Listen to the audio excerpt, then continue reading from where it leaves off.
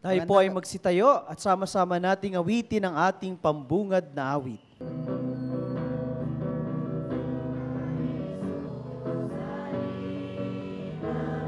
Halina, Jesus, halina. Ay sinaloob mo, Diyos, pintasan ng tao. Kapag mananahon ay inawag mo, sa tayo'y inulisayo. Halina, Jesus, halina, halina, Jesus, halina. Muli magandang gabi sa inyong lahat. Tayo ay nagtitipon sa ngalan ng Ama at ng Anak at ng Espiritu Santo. Amen. Sumainyo ang Panginoon. At sumayin niyo rin. Tayo ay nagdiriwang ng ating simbang gabi. At ang simbang gabi ay isang paghahanda natin para sa Pasko. Diba? Kapag merong mahalagang okasyon sa simbahan, binibigyan tayo ng pagkakataon para makapaghanda. Hindi lamang natin ihahanda kung ano yung isusuot natin, kung ano yung kakainin natin, hindi lang natin ihahanda yung party, kundi lalo tigit sa lahat, dapat ihahanda natin ang ating sarili. Sapagkat, unang-una, ihahanda natin ang sarili natin para makapagdiwang tayo ng masaya sa kaarawan ni Jesus. Kaya nga, kung titingnan natin, ang lahat ng paghahanda natin ay nakatuon lamang kay sapagkat siya ang dahilan kung bakit may Pasko. Siya ang dahilan kung bakit may Pasko. Kaya tayo ay magsaya, tayo ay magdiwang, at ating handa ang ating mga sarili upang tayo maging masaya sa ating pagdiriwang ng banal na piging. Manatili tayong tahimik, pansumandali, at hingin natin ang pagpapatawad at ang awa ng Diyos sapagkat tayong lahat ay makasalanan. Inililigtas tayo ng Diyos sa pagsugo niya sa kanyang anak na isinilang ng Birheng Maria. Pinahahalagahan ba natin ang ina ng Diyos? Tinutularan ba natin ang kanyang buhay at halimbawa? Panginoong Yesus, ikaw ang makapangyarihang Diyos at prinsipe ng kapayapaan. Panginoon, kaawaan mo kami. Panginoon, kaawaan mo kami. Kristo Jesus, ikaw ang anak ng Diyos at anak ni Maria. Kristo, kaawaan mo kami. Kristo, kaawaan mo kami. Panginoong Yesus, ikaw ang salitang nagkatawang tao at nakipamayan sa amin. Panginoon, kaawaan mo kami. Panginoon, kaawaan mo kami. Kaawaan tayo ng makapangyarihang Diyos. Patawarin tayo sa ating mga kasalanan at patnubayan tayo sa buhay na walang hanggan. Amen.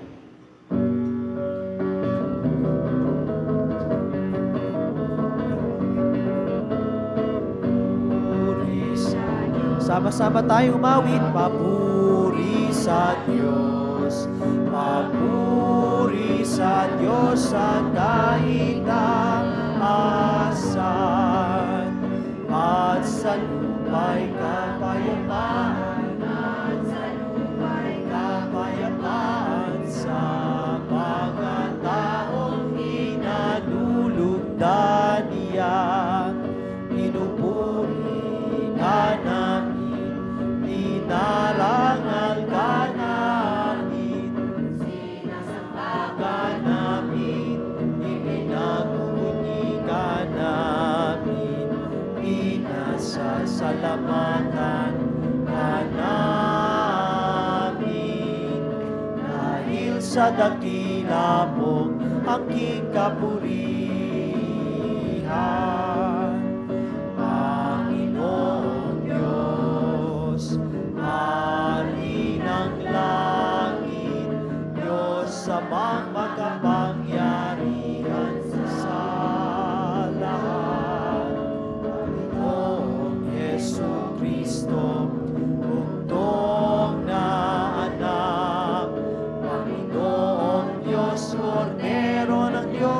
anak ng Ama. Papuri sa Diyos, papuri sa Diyos, papuri sa Diyos sa kahit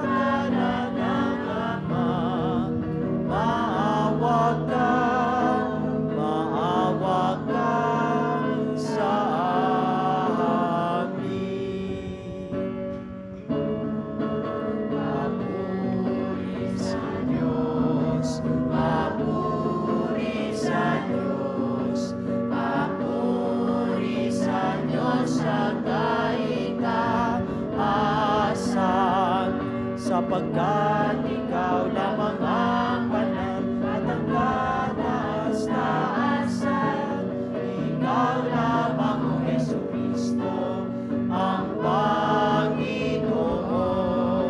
kasama ng Espiritu Santo sa kadakilaan ng Diyos Ama.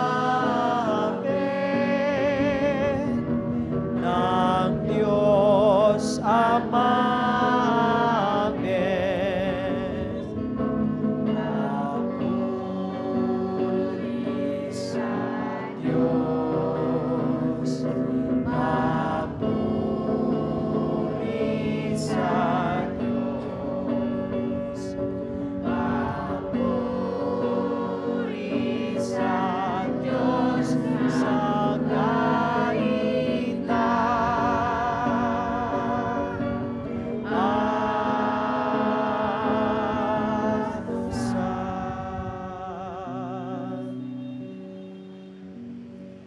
Manalangin tayo. Ama naming makapangyarihan, ang iyong salitang nananahan sa iyong kaibuturan ay dinala sa sinapupunan ng Birheng Kalis-linisan.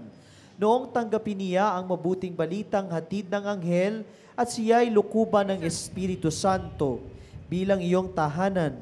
Katulad ng mahal na Birhen, matanggap nawa naming mapagkumbaba na sundin ang loob mo sa pamamagitan ni Jesucristo, kasama ng Espiritu Santo, magpasawalang hanggan. Amen. Magsiupo po ang lahat at makinig sa pagbasa. Pagbasa mula sa aklat ni Propeta Isaías. Noong mga araw na iyon, ipinasabi ng Panginoon kay Akaz, "Humingi ka sa akin ng palatandaan, maging sa kalaliman ng Sheol, o sa kitaasan ng langit." Sumagot si Akaz, "Hindi po ako hihingi. Hindi ko susubukin ang Panginoon." Sinabi ni Isaías, "Painggan mo, sambayanan ni David. Kulang pa ba ang galitin ninyo ang mga tao, na pati ang aking Diyos ay inyong niyayamot? Kaya nga't ang Panginoon na rin ang magbibigay ng palatandaan. Maglili ang isang dalaga at manganganak na lalaki, at ito'y tatawaging Emmanuel." ang salita ng Diyos. Ang Panginoon ay darating. Siya'y dakilang hari natin. Pakiulit po.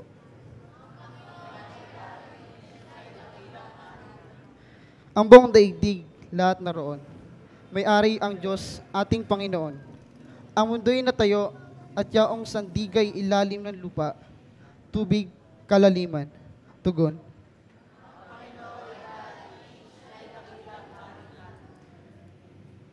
Sino ang marapat umahon sa burol? Sa burol ng Panginoon, ng poon? Sino ang aahon? Sinong papayagang pumasok sa templo?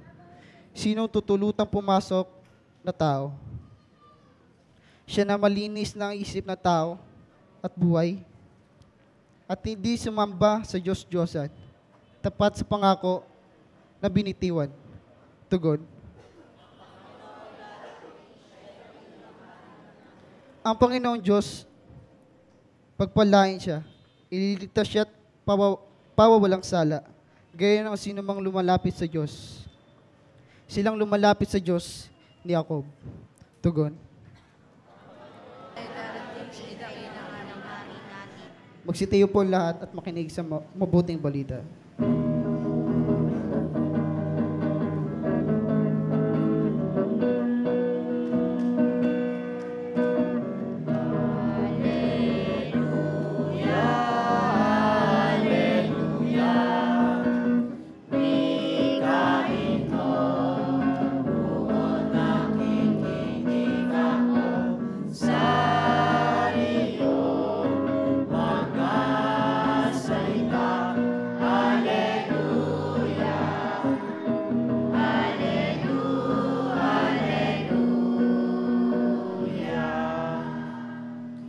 Sumainyo ang Panginoon.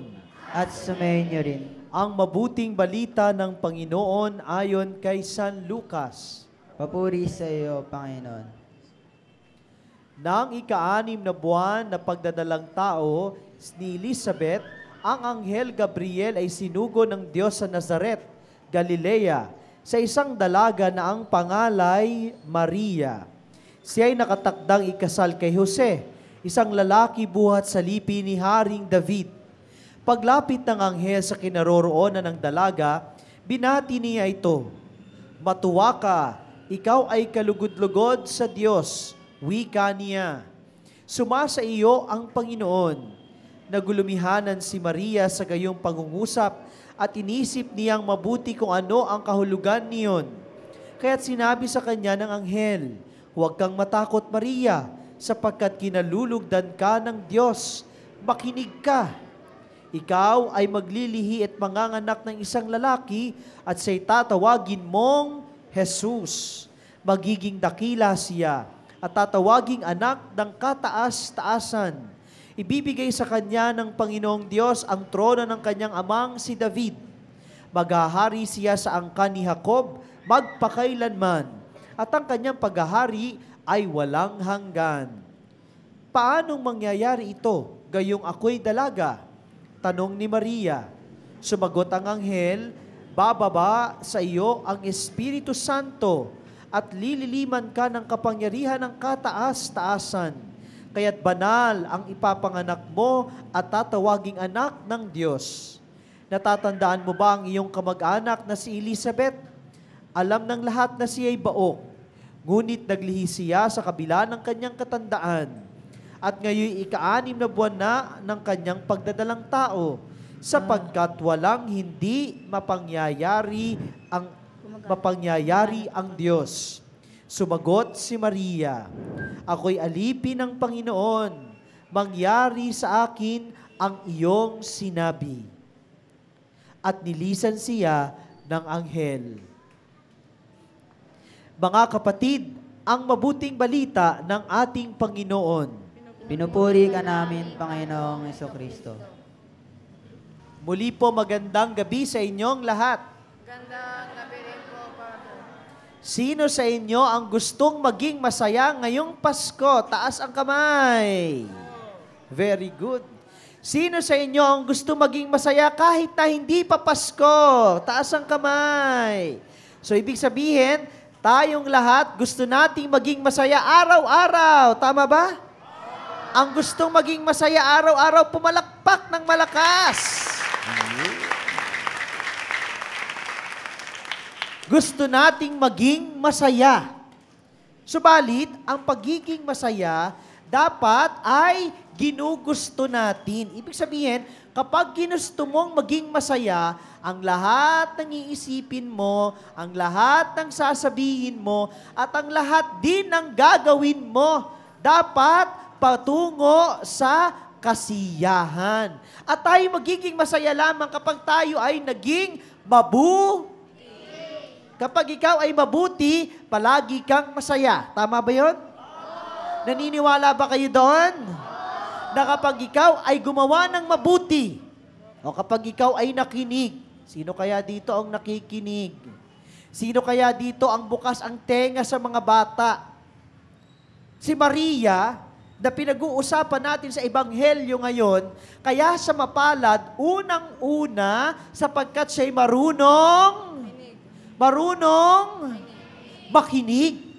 At alam nyo ba, kapag nakikinig si Maria, gamit niya ang dalawa niyang tenga. Ilan ba ang tenga meron kayo? Paki-check nyo nga kung dalawa ang tenga ninyo. Ayun, dalawa nga ang tenga natin. Okay? May tenga sa kanan, meron ba? May tenga sa kaliwa, meron ba? Yan ay palaging bukas at gamit ni Maria sa pakikinig. Subalit, hindi lamang yan ang gamit niya, sapagkat meron siyang pangatlong tenga. Check nyo nga yung katabi nyo kung may pangatlong tenga siya. Naku, pag yan ay may nakita kayong pangatlong tenga, baka alien yan. Okay. Baka may tenga sa likod. Meron ba? Meron bang may tenga sa likod? Meron bang may tenga sa noo? Wala rin naman. Meron bang may tenga sa ulo? Wala. Pero si Maria, may tenga na pangatlo. Alam niyo ba ang tenga ni Maria na pangatlo? Gusto niyo malaman? Okay. Nasaan ang tenga niyo sa kanan? Ilabas. Ito ang tenga sa kanan. Di ba? Pag inyong sinukat ang tenga ninyo, yan ang tenga niyo sa kanan. Asan ang tenga niyo sa kaliwa? Yan. Pagsamahin nyo ang dalawa. Ano ang inyong forma? Ano ang forma? Puso. Yan ang ikatlong tenga. Nagamit ni Maria sa kanyang pakikinig. Bakit kinakailangan gamitin ang puso? Kasi kadalasan, kapag tayo nakinig, gamit lamang ang dalawang tenga, papasok sa kanan, lalabas. Meron ba kayong natutunan? Meron ba kayong naunawaan? Wala, sapagkat pumasok lang sa kanan, lumabas lang din sa kaliwa. Sayang naman. Kaya nga importante, kapag tayo'y nakikinig, lalo na dito sa misa, titingnan ko nga sino nakikinig. O yun, nagdadaldalan. Hoy. Okay? Huwag magdaldalan. Dapat gamitin lang lalo tigit kapag tayo nakikinig ng pagbasa, nakikinig tayo sa salita ng Diyos, dapat gamit hindi ang nguso. Diba? Sino ang may mga nguso? Diba? Kapag gamit nyo ang nguso, hahaba yan. Diba? Makikita ninyo, pag humaba yan, ang pangit-pangit nyo na. Diba? Pag humaba ang nguso. Dapat pag nakikinig, gamit hindi ang Ayun. Para maunawaan natin ang bagay-bagay, kinakailangang tularan natin si Maria na kapag nakikinig gamit ang puso. Kaya nga naintindihan niya ang sinabi sa kanya ng anghel. Bagamat hindi niya mapaniwalaan ng lubos agad, anong mangyayari? Ako'y isang dalaga. Paano ako mabubuntis? Sabi ni Maria. Ang sabi sa kanya ng anghel, papanaog sa iyo ang Espiritu Santo at ikaw ay lililiman ng kanyang kapangyarihan. Kaya nga ang iyong ipagbubuntis ay hindi ordinaryong tao, subalit siya ang magiging hari ng mga hari, siya ang magiging mananakop, siya ang magiging Panginoon nating lahat. At dahil ito'y inintindi ni Maria, hindi lamang gamit ang tenga, kundi gamit ang naintindihan niya ang plano ng Diyos para sa kanya. Kaya nga anong sabi ni Maria? Sabi ba ni Maria, hindi? Ang sabi ni Maria, opo. Diba? Kaya nga, dapat tularan natin si Maria na kapag may sinasabi sa atin ng Diyos, anong isasabihin natin? Yes, Lord. Gawin nga natin lahat. Yes, Lord. Diba? Kapag may sinasabi sa atin si Maria, sa ang Panginoon, kapag may iniuutos sa atin ng Panginoon, dapat ang sagot natin ay ang hina naman, parang hindi kayo kumain. Ulitin natin. Yes, Lord! Yun. Dapat ganun ang ating sagot sa Panginoon. Yes, Lord. Alam nyo ba kung anong mangyayari kapag tayo nag-yes, Lord? Alam nyo ba kung anong mangyayari kapag tayo nag-yes, Lord? O di ba, ang tanong ko sa inyo kanina, sino ang gustong maging masaya araw-araw? O, tayong lahat gustong maging masaya. At ang susi para tayo'y maging masaya araw-araw ay mag-yes, Lord, tayo.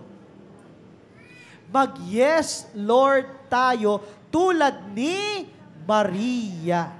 Tulad ni Maria. Yes, Lord. At makapag-yes, Lord ka lang kapag ikaw ay marunong. Marunong.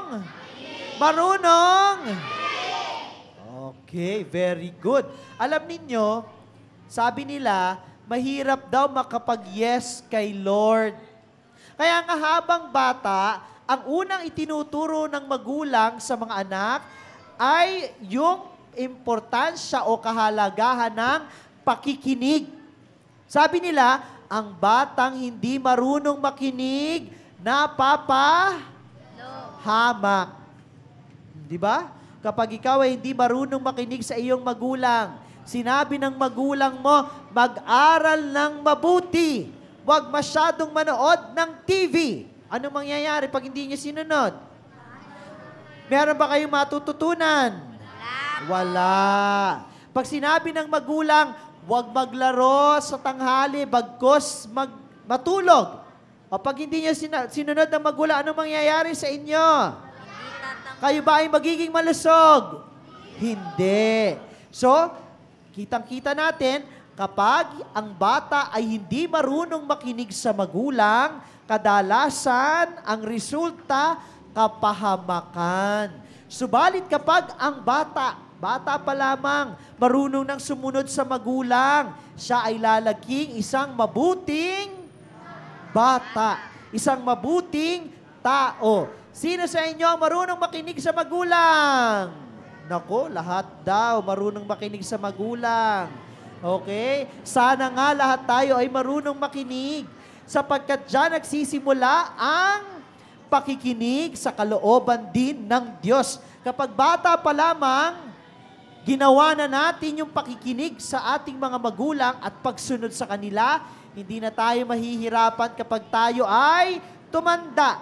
Bakit? Sapagkat magiging bahagi na ng ating buhay ang mga aral na ating pinakinggan at sinunod mula sa ating mga magulang. At kapag tayo nakinig at tayo natuto sa mga aral nila, nakatitiyak tayong lahat magiging masaya. Sino ulit ang gusto maging masaya?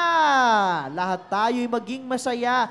Kaya nga, ang turo sa atin ng Ebanghelyo sa araw na ito, sundan at maging halimbawa si Maria sa kanyang pakikinig at pagsunod sa Diyos. Amen! Amen! Very good. Tayo ngayon ay magsitayo.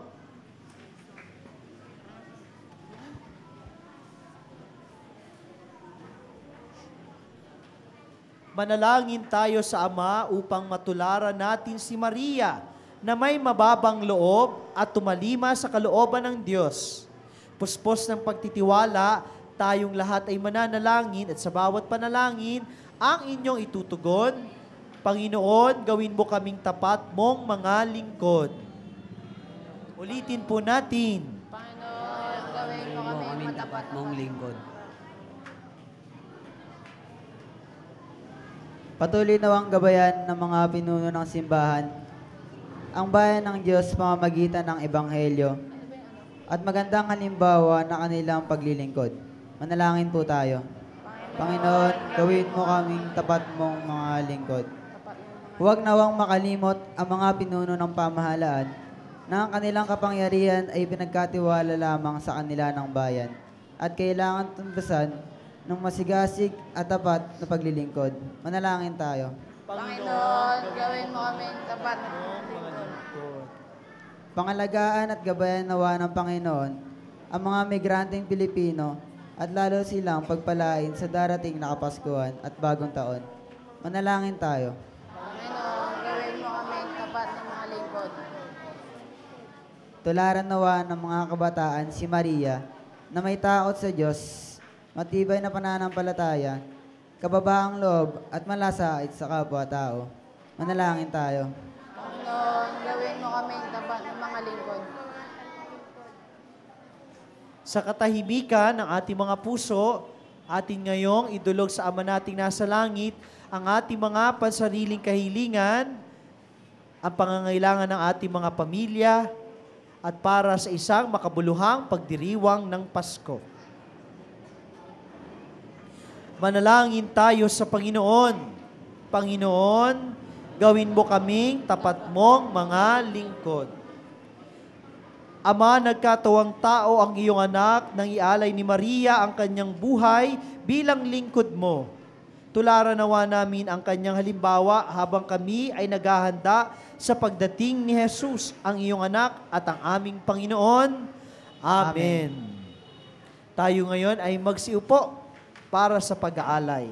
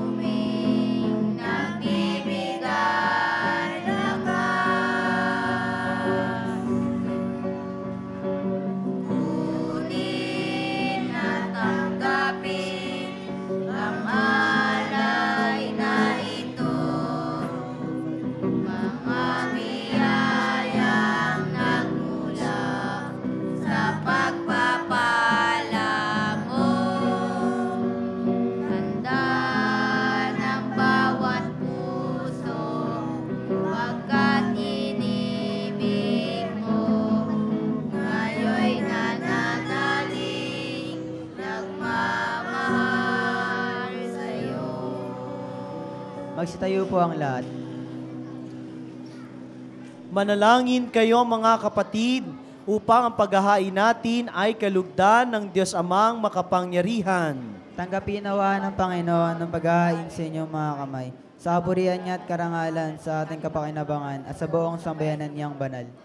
Ama naming lumikha, itangi mo ang paghahain ito upang ang mga nagdiriwang ay magkasalo-salo sa sinasampalataya ng dapat na asahan sa darating mong anak na aming hinihintay, sapagkat siya ang namamagitan kasama ng Espiritu Santo magpasawalang hanggan.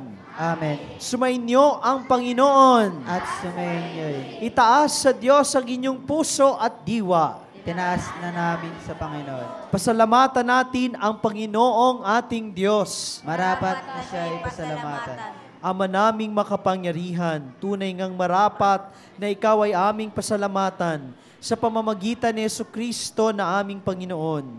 Ang pagsusugo mo sa Kanya ay ipinahayag ng lahat ng mga propeta. Ang pagsilang niya ay pinanabikan ng mahal na birheng Kanyang inang tunay sa kapangyarihan ng Espiritong Banal. Ang pagdating niya ay inilahad ni San Juan Bautista sa kanyang pagbibinyag. Ngayong pinaghahandaan namin ang maligayang araw ng kanyang pagsilang.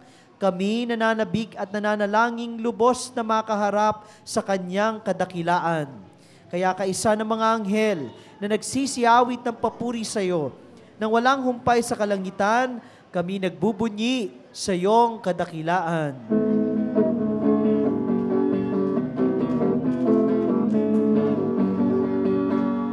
Santo, Santo, Santo, Diyos na makapangyarihan. Puso lulati ang langit at lupa, Hosana, Hosana, sa kaitaasan. Pinagpala ang sa ngalan ng Panginoon. Hosana, Hosana, sa kaitaasan. Hosana, Hosana, sa kaitaasan.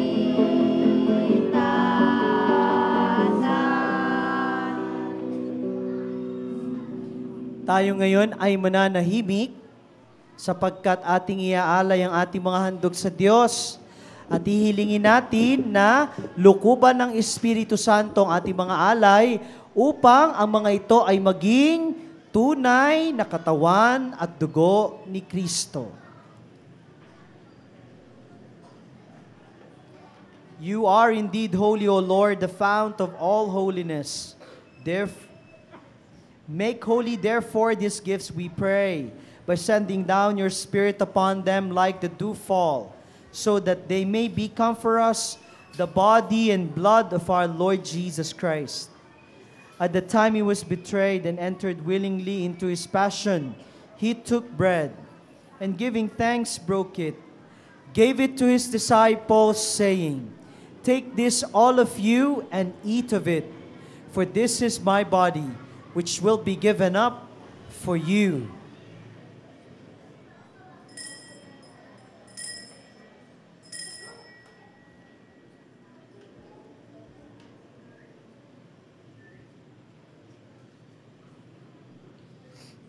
In a similar way, when supper was ended, he took the chalice, and once more giving thanks, he gave it to his disciples, saying, "Take this, all of you, and drink from it.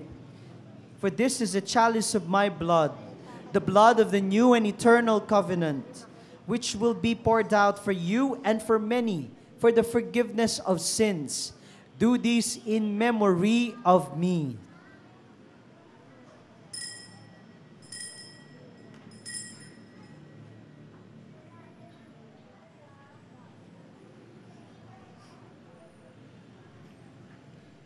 Ipagbunyi natin ang misteryo ng pananampalataya.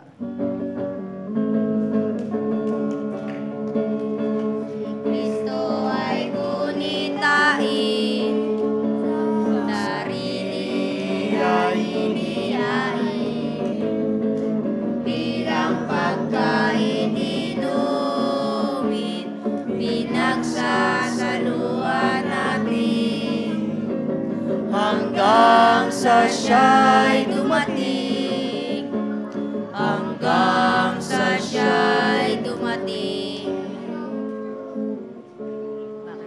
Therefore, as we celebrate the memorial of his death and resurrection, we offer you, Lord, the bread of life and the chalice of salvation, giving thanks that you have held us worthy to be in your presence and minister to you.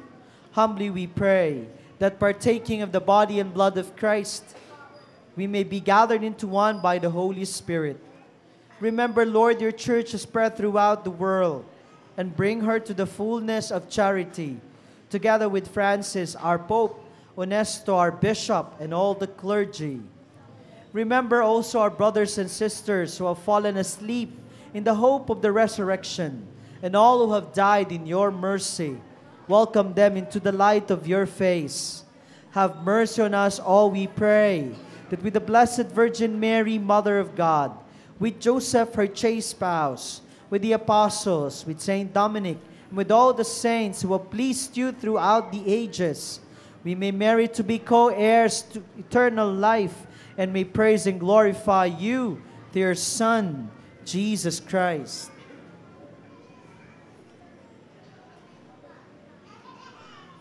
Through him, with him, and in him, O God Almighty Father, in the unity of the Holy Spirit, all glory and honor is yours forever and ever.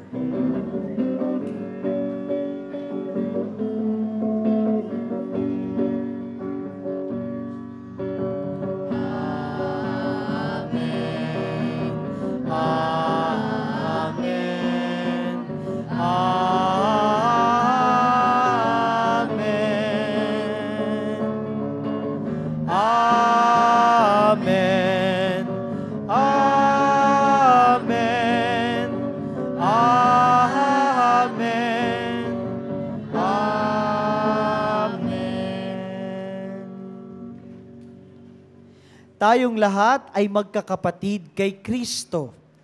Dahil sa kanyang pag-ibig sa atin, tinuruan niya tayong tumawad at magdasal sa Ama nating nasa langit. Kaya nga ngayon, sama-sama nating awitin ang panalangin na itinuro sa atin ni Jesus.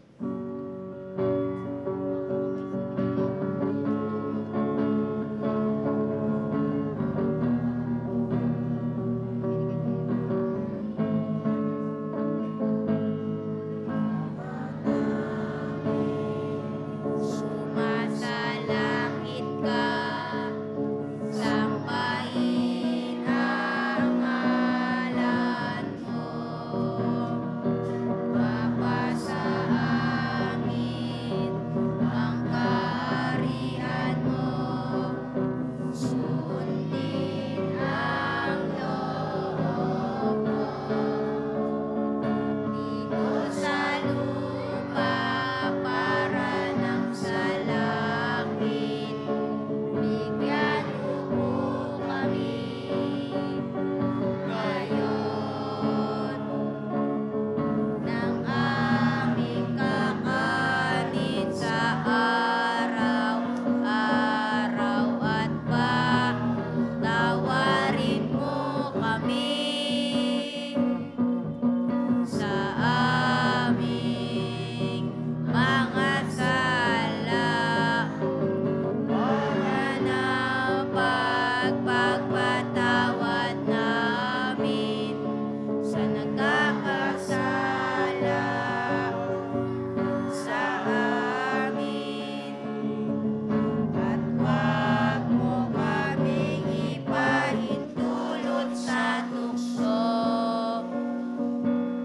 at iadya mo kami sa lahat ng masama. Deliver us, Lord, we pray, from every evil. Graciously grant peace in our days, that by the help of your mercy, we may be always free from sin and safe from all distress, as we await the blessed hope and the coming of our Savior, Jesus Christ. For the kingdom, the power, and the glory are yours, now and forever. Lord Jesus Christ, who said to your apostles, "Peace I leave you, my peace I give you. Look not on our sins, but on the faith of your church, and graciously grant her peace and unity in accordance with your will, who live and reign forever and ever." Amen. Ang kapayapaan ng Panginoon ay laging sumainyo. At sumayin niyo rin. Alam ninyo, hindi tayo makapagbibigay ng isang bagay kung ang isang bagay na ibibigay natin ay hindi natin taglay. Kaya nga ngayong Pasko, ating hilingin sa Diyos na tayo bigyan ng kapayapaan. Upang sa tuwing tayo magbabahagi ng kapayapaan, meron tayong maibibigay sapagkat taglay natin iyon. Ngayon po, tayo po ay magbigayan ng kapayapaang nagmumula kay Kristo. Peace be with you.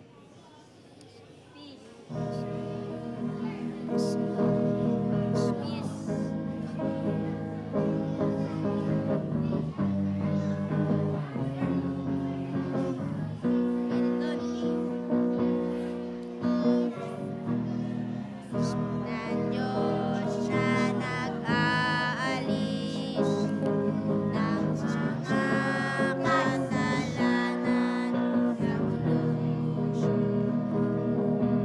Awa ka sa amin, Kordero ng Diyos, maawa ka.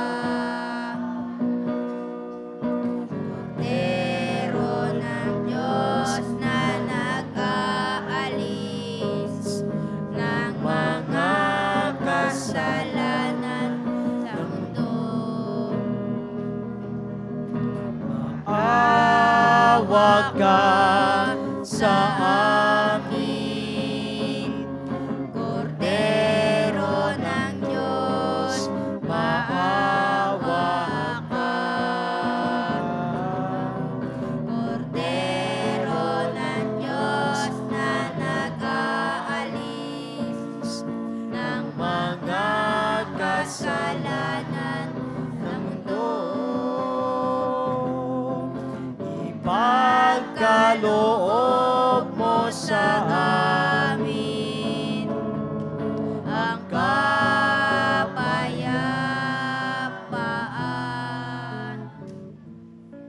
Tayo ngayon ay mananahimik sapagkat nasa harapan natin si Kristo. Nasa harapan natin ang Panginoon. Kaya nga, kapag iniharap ko sa inyo siya, tayo ay magdasal para tayo ay mapakinggan niya. Narito si Jesus, ang anak ni Maria, ang kordero ng Diyos na nag-aalis sa mga kasalanan ng sanlibutan. Mapalad ang inaanyayahan sa kanyang piging. Panginoon, hindi ako karapat-dapat na magpatuloy sa iyo. Ngunit sa isang salita mo lamang ay gagaling na ako. Ipagsanggalang nawa tayo ng katawan at dugo ni Kristo para sa buhay na walang hanggan. Amen. Amen.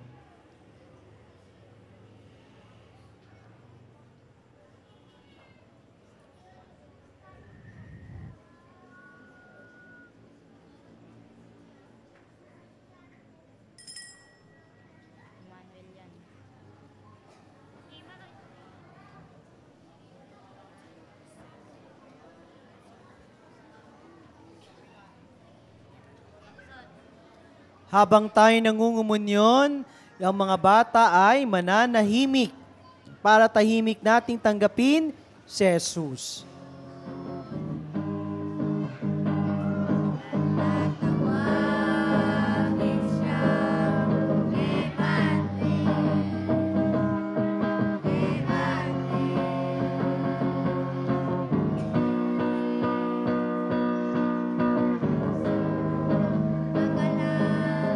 Sinilang ang poon, sa sagsagan siya'y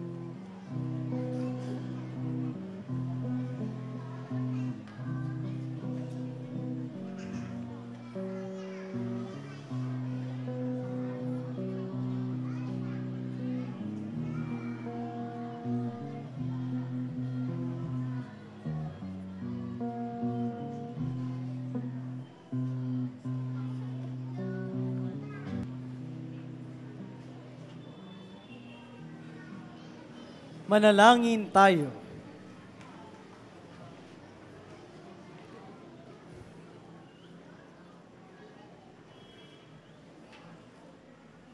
Ama naming mapagmahal, ang mga pinagsalo-salo mo sa iyong banal na piging ay papagkamtin mo ng tunay na kapayapaan bilang kapakinabangan sa ginanap na pagdiriwang sa pamamagitan ni Jesucristo kasama ng Espiritu Santo magpasawalang hanggan. Amen.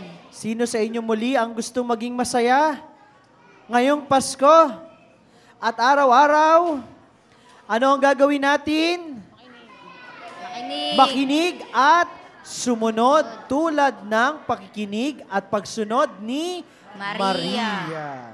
Sumainyo ang Panginoon. At sumayin nyo rin. Yumuko kayo't hingin ang biyaya ng Diyos. Isisilang ang isang sanggol na lalaki. Magiging dakila siya at tatawaging anak ng kataas-taasan. Amen. Amen. Ibibigay sa kanya ng Diyos ang trono ng kanyang amang si David. Amen. Amen. Maghahari siya sa angkan ni Jacob magpakailanman at ang Amen. kanyang paghahari ay walang hanggan. Amen. At pagpalain kayo ng makapangyarihang Diyos, Ama, Anak. Anak at Espiritu Santo. Amen. Tapos na ang ating pagdiriwang. Lagi kayong makinig at sumunod sa kalooban ng Diyos.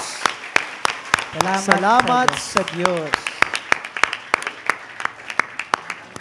Nais po nating pasalamatan ang ating pong mga sponsors sa gabing ito. Ang PhilDance International, Catalina Security Agency, Mr. Placido Urbañez, Mrs. Candice Yao and Family, Green Grass Marketing, Mami Cruz Villanueva and Family, at ang ating kurang tagapagtangal na si Reverend Father Jeffrey Aitona OP. Bigyan po natin sila ng masigabong palakpakan.